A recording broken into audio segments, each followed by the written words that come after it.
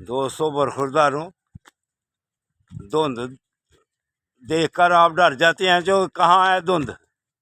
ہم واک کر رہے ہیں، دیکھ لو دھوپ ہی دھوپ ہے. ظفر بیٹا بھی آ گیا ہوا ہے، یہ دیکھو. تو دھند دیکھ کر سب سو جاتے ہو، تو پھر دھند ہی آپ کے جسم کے ارد گرد رہتی ہے، تو پھر جسم اسی لیے بڑا ہوتا ہے کہ آپ دھند دیکھ کے ڈر جاتے ہیں. تو ماشاءاللہ اب دھوپ چڑھ گئی ہے، تو اب بھی گھنٹہ 2 گھنٹے کر لو، انشاءاللہ تعالی صحت پھر بھی صحیح ہو جائے گی. اگر دھند سے خوف زدہ ہو نا، تو دھوپ میں تو ضرور نکلو نا برخوردارو.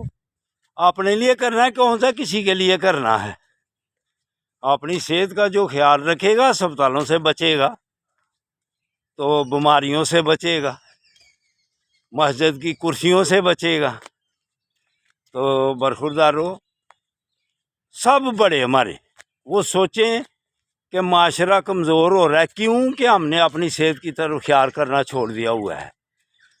کھانا اتنا بے ڈھنگا ہم نے کر لیا ہوا ہے. کہتا ہوں دیسی خوراک استعمال کرو. یہ جو پیزے تو برگر تو بوتلیں، یہ ان کو چھوڑو اور بچوں کو بھی چھڑاؤ. ہاں جی، یہ سلو پائزن ہے. اسرائیل کی ان چیزوں کو چھوڑو. اللہ کی مہربانی صحت مند ہو گے، بیماریوں سے اسپتال سے بچ جاؤ گے. تو جب اب دھوپ ہی آ گئی ہے، اس میں اٹھو، نکلو، واک کرو اور کام کاج کرو. فطرت کے ساتھ ہوں، چلو فطرت کے ساتھ. جب سورج نکلتا ہے ہم سو جاتے ہیں، تو جب سورج غروب ہوتا ہے ہماری آنکھیں کھل جاتی ہیں. یہ کیا الٹا صاحب ہو گیا، پھر سے آپ الٹ چلتے ہیں. ہاں جی، ہاں.